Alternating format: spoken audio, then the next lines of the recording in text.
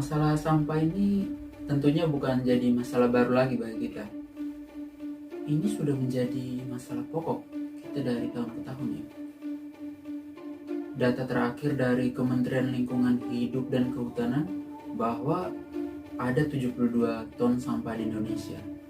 Yang penyebab utamanya itu tidak lain dan tidak bukan ya kurangnya kesadaran kita manusia akan sampah-sampah itu. Di kelas Link Art kita itu ada dapat program service learning, itu program belajar mengajar yang menggabungkan teori di kelas dengan praktik nyata di masyarakat. Ada satu nilai yang paling ditekankan dari program service learning ini, yaitu nilai kelestarian lingkungan.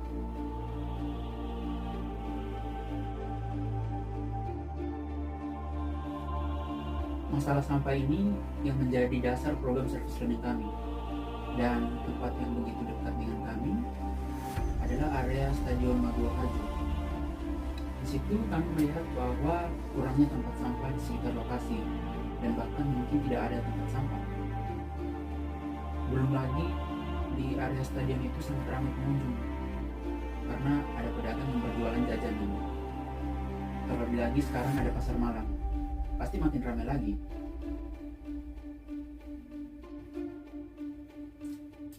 Dari situ mulai muncul ide, bagaimana kalau proyek kita memilah dan mengolah sampah bersama di sekitar Stadion Maguwo Harjo. Dari situ kita sepakat, kita mulai bikin materi, lalu kita bikin posternya, kita mulai siapkan reward buat peserta, terus kita juga mulai pesan tempat sampah. Lalu kita akan presentasi, kemudian diskusi, lalu meminta kesediaan peserta untuk mengisi kuesioner. Apa sih dampak dari kita melakukan sampah secara berdasarkan dampaknya itu yang Jadi menurut saya melalui program service learning ini saya itu menyadari bahwa sebenarnya fasilitas di lingkungan sekitar mengenai tempat sampah itu sebenarnya sudah ada walaupun tidak banyak.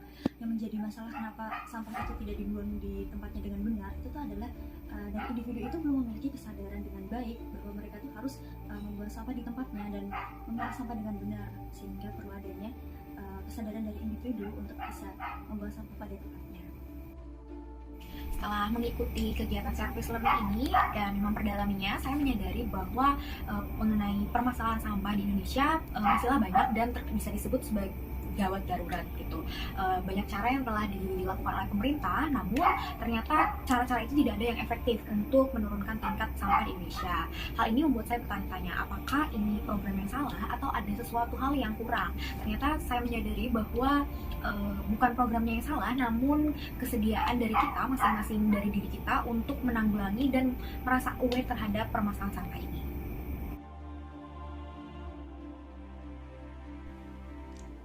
Dari kegiatan service learning ini, saya banyak mendapatkan pengetahuan dan wawasan baru tentang cara pemilahan sampah.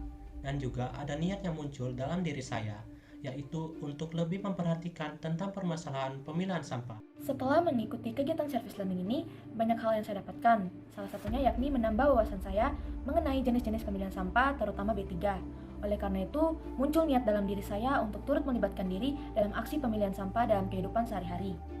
Hal yang saya belajar dari kegiatan ini, pertama saya sadar bahwa setiap harinya pasti sampah itu selalu bertambah. Tapi yang menjadi pokok pentingnya itu adalah diri kita sendiri. Bagaimana kesadaran kita, etika kita, perilaku kita, dan tanggung jawab kita terhadap sampah itu sendiri.